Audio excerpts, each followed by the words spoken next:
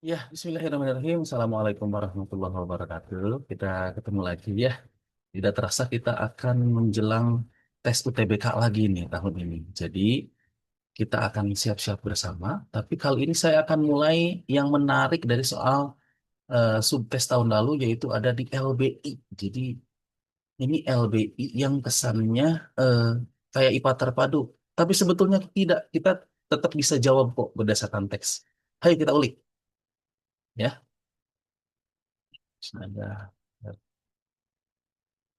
Ya, nah ini soalnya nih ya, kita ulik bareng-bareng di sini ya. Jadi ini ada teks ya nomor 1 sampai 4 tentang eh, susu ya.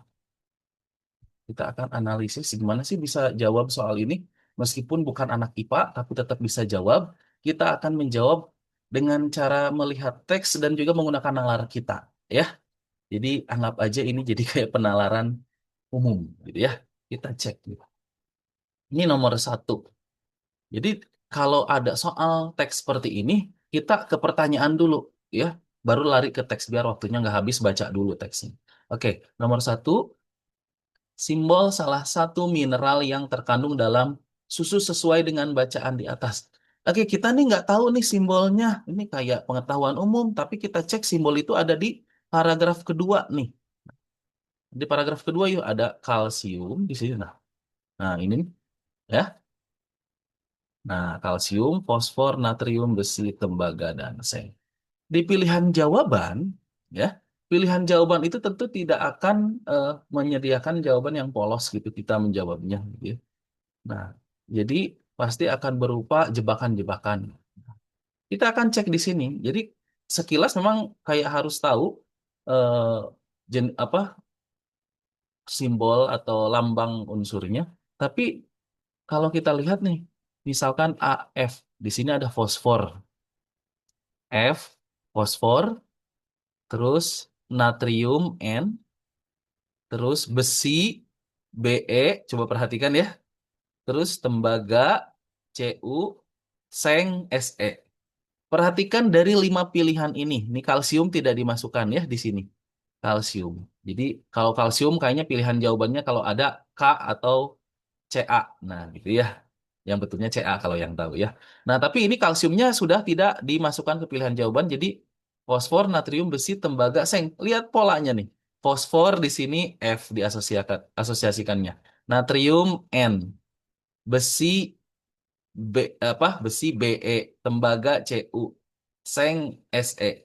Dari ke 5 pilihan ini terlihat sekali 4 pilihan jawaban F, N, Be, dan Se itu benar-benar ngikutin polanya awal ini supaya kita terkecoh.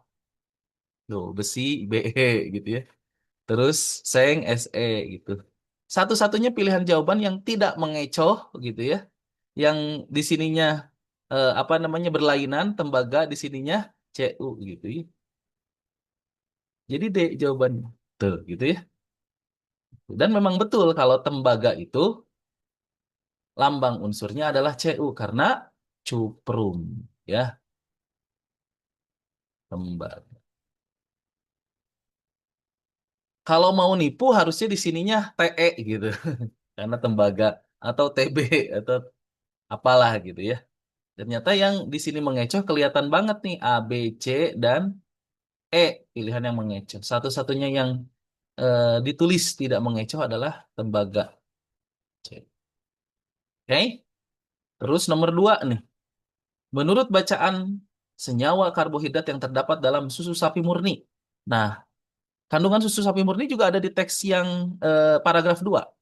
Susu sapi murni isinya ada apa aja? Ada air, gitu ya. Terus ada lemak, terus ada protein, ada laktosa dan mineral, sisanya vitamin. Perhatikan nih, dari jenis-jenis yang diuraikan ini air, jelas bukan karbohidrat, lemak bukan karbohidrat, protein bukan karbohidrat, mineral juga bukan, jelas ya. Terus vitamin ya juga bukan. Jadi satu-satunya jawaban yang tersisa untuk menentukan jenis karbohidrat adalah laktosa. Jadi jawabannya laktosa. Meskipun kita nggak tahu rumus laktosa itu apa, terus rumus apa namanya dia termasuk disakarida atau monosakarida. Nah, tapi kalau kita jawab versi anak IPA yang bisa eh, karena mendapatkan materi sebelumnya, ya laktosa itu adalah gula susu. Gula susu yang kalau di hidrolisis ya terbentuk dia disakarida terbentuk dari glukosa dan galaktosa. Jadi rumusnya apa? C12H22O11. H22O11. Nah, oke, jadi tadi kita versi menjawab pakai teks gitu ya. Satu lagi jawabnya pakai anak IPA gitu ya. Jadi tidak masalah mau anak IPA mau bukan bisa jawab soal LBI. Jangan takut.